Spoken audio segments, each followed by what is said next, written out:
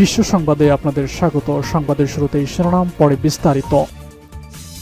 পুরোদমে Iran, Israel এবং নিরীহ ফিলিস্তিনিদের মাঝে ভয়াবহ যুদ্ধ চলছে হামলা পাল্টা হামলা। এরই মাঝে আমাদের হাতে এসে পৌঁছেছে এই যুদ্ধের সর্বশেষ গুরুত্বপূর্ণ সবথেকে তাজা আপডেট সংবাদ আপনাদের জানিয়ে দিব। প্রথমেই জানাবো, পাকিস্তানের সঙ্গে যুদ্ধে ভারতের 250 জন সেনা সদস্য নিহত। কাশ্মীরের পেহেলগাম ইস্যুতে পাকিস্তানের সঙ্গে যুদ্ধে ভারত ব্যাপকভাবে ক্ষয়ক্ষতির মুখোমুখি হয়েছে। অপারেশন সিঁদুর চলাকালে নিয়ন্ত্রণ রেখার এলওসি বরাবর 250-এর বেশি ভারতীয় সেনা নিহত হয়েছে বলে সূত্র জানিয়েছে। আজ পাকিস্তানি সংবাদ মাধ্যমের এক বরাতে এই তথ্য জানা গেছে। একটি গোয়েন্দা সূত্র থেকে জানা গেছে, এই যুদ্ধে ভারতের 250 জন সেনা সহ 4 জন পাইলট সহ 250 জনই নিহত হয়েছে।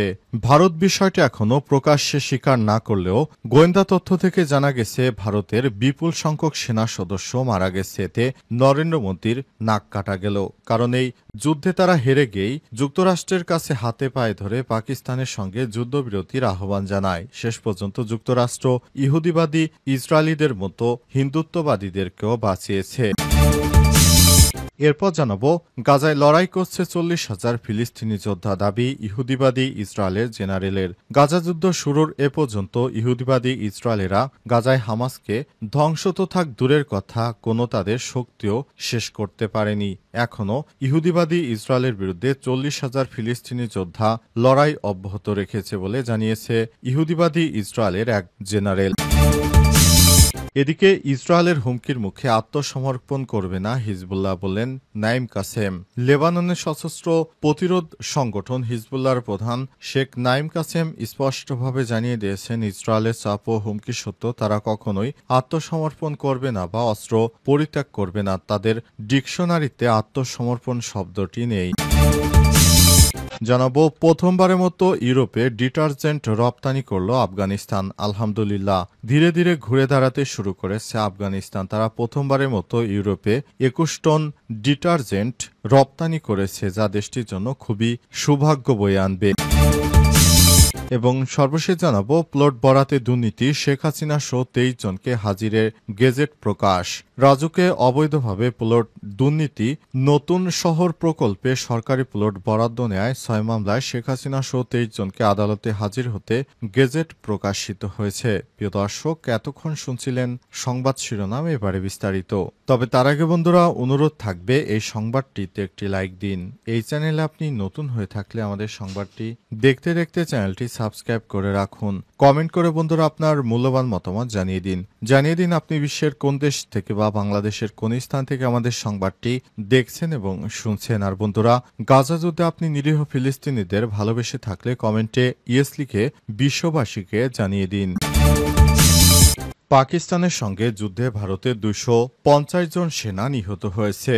আলহামদুলিল্লাহ, পাকিস্তানের সঙ্গে ভারতের হিন্দুত্ববাদীরা যুদ্ধ করতে গিয়ে তাদের 250 জন সেনাকে হারিয়েছে।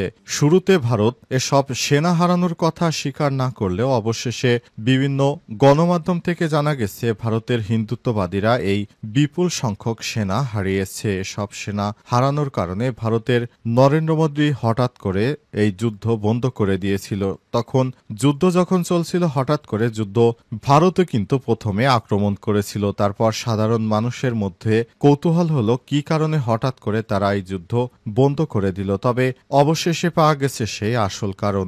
যুদ্ধ বন্ধ করার আসল কারণ হচ্ছে পাকিস্তানের পাল্টা হামলায় ভারতের 250 জন সেনা সদস্য মারা যায়। এরপরই তড়িঘড়ি করে ভারত যুক্তরাষ্ট্রকে আহ্বান করে যুদ্ধ যেন বিরতি করাতে মার্কিন সরকার পদক্ষেপ নেয়। পরে পাকিস্তানকে বুঝিয়ে শুনিয়ে অবশেষে ভারত পাকিস্তানের মধ্যে এই যুদ্ধবিরতি কার্যকর করেছে মার্কিন যুক্তরাষ্ট্রের প্রেসিডেন্ট ডোনাল্ড ট্রাম্প। তবে আজ একটি গোপন গোয়েন্দা সূত্র জানিয়েছে, ভারত পাকিস্তান যুদ্ধে ভারতের 4 জন পাইলট সহ অন্তত 250 জন সেনা সদস্য মারা গেছে। তার মধ্যে সেনাবাহিনীর অফিসার, পাইলট, বিমান বাহিনীর বড় বড় কর্মকর্তা সহ বিভিন্ন উচ্চপদস্থ গুরুত্বপূর্ণ কর্মকর্তারা ছিলেন। তারা সরাসরি পাকিস্তানের হামলায় প্রাণ হারিয়েছে। কিন্তু ভারত তাদের এই লজ্জার কথাটি পুরো পৃথিবীর সামনে না জানালে অবশেষে সেটি গোয়েন্দা তথ্য থেকে ফাঁস হয়ে গেছে।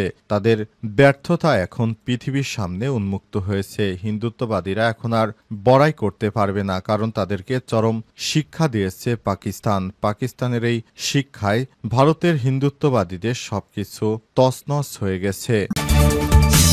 গাজায় লড়ছে 40,000 ফিলিস্তিনি যোদ্ধা, দাবি ইহুদিবাদী ইসরায়েলের জেনারেলের। গাজায় 40,000 ফিলিস্তিনি যোদ্ধা লড়াইরত রয়েছে বলে জানিয়েছে খোদ ইসরায়েলের ঊর্ধ্বতন সামরিক কর্মকর্তা। অবসরপ্রাপ্ত ইসরায়েলি মেজর জেনারেল ইয়েজহাক ব্রিক জানিয়েছেন, যুদ্ধের আগে হামাসের যেমন শক্তি ছিল তারা ফের একই জায়গায় ফিরে গেছে।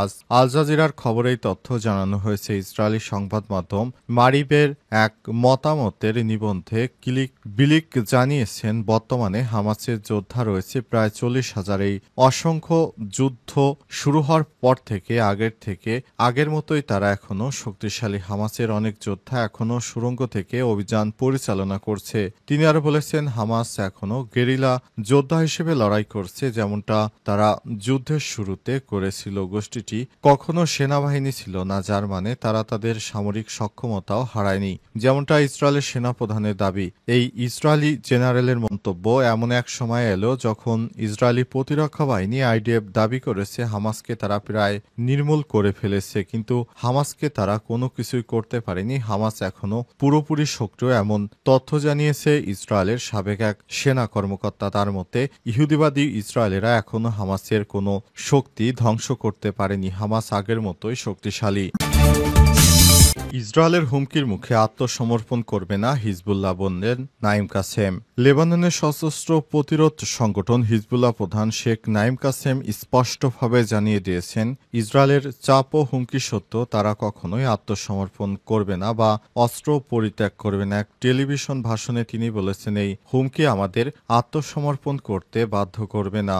আমরা আমাদের অস্ত্র ছাড়ব না, আগে ইসরায়েলের আগ্রাসন থামাতে হবে। গত কয়েক সপ্তাহ ধরে ইসরায়েল ও হিজবুল্লাহর মধ্যে উত্তেজনা বেড়েছে। ইসরায়েলি সেনাবাহিনী একাধিকবার লেবাননের সীমান্ত অঞ্চলে হামলাও চালিয়েছে। আঞ্চলিক বিশ্লেষকরা মনে করছেন, গাজা যুদ্ধের প্রেক্ষাপটে লেবানন সীমান্ত দ্বিতীয় ফ্রন্ট খুলে দিতে পারে ইসরায়েল, আর সেই লক্ষ্যে হিজবুল্লাহর উপর আন্তর্জাতিক ও আঞ্চলিক চাপ বাড়ানো হচ্ছে। তবে নাইম কাসেমের বক্তব্য থেকে পরিষ্কার যে হিজবুল্লাহ কোনোভাবেই তাদের প্রতিরোধের অবস্থান থেকে সরে আসছে না। এছাড়াও ইসরায়েলের আগ্রাসন বন্ধ না হলে সমঝোতার কোনো সম্ভাবনাও নেই।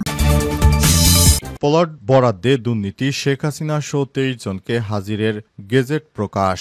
ক্ষমতার অপব্যবহার করে রাজধানীর উন্নয়ন কর্তৃপক্ষ রাজুকের পূর্বাচল নতুন শহর প্রকল্পে সরকারি প্লট বরাদ্দ নেওয়ার 6 মামলায় শেখ হাসিনা সহ 23 জনকে আদালতে হাজির হতে গেজেট প্রকাশিত হয়েছে। আজ ঢাকার মেট্রোপলিটন সিনিয়র স্পেশাল জাজ মোহাম্মদ জাকির হোসেন গালিবের সই করা এই গেজেট বিজি প্রেস বাংলাদেশ সরকারি মুদ্রায়ন প্রকাশ করে।